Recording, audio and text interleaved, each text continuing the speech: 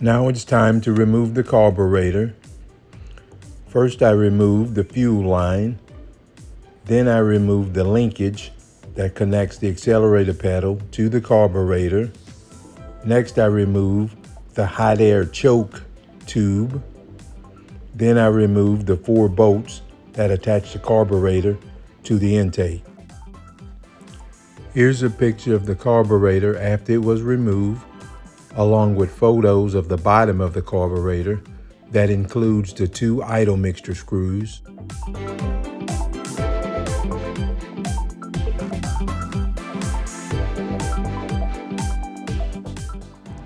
Then I remove the top of the carburetor, along with removing the float that's inside of the carburetor. Here's a picture of the float that was removed.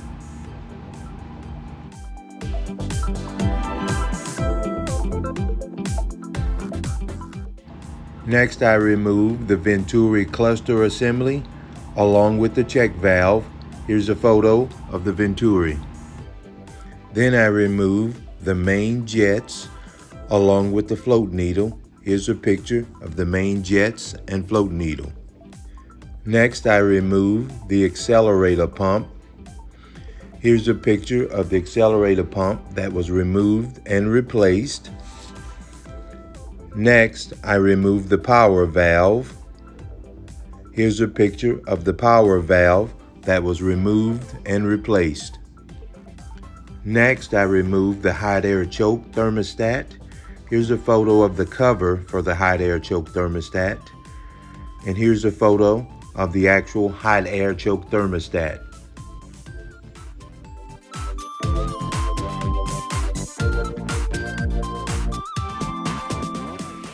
Here's a photo of all the parts that were cleaned on the carburetor, along with the cleaning solution for the carburetor.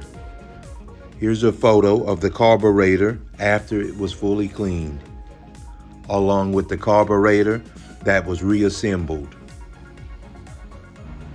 I purchased this kit on Amazon for about 30 bucks. Here's the carburetor after it's been put back on the car. Here are the tools I used to rebuild the carburetor.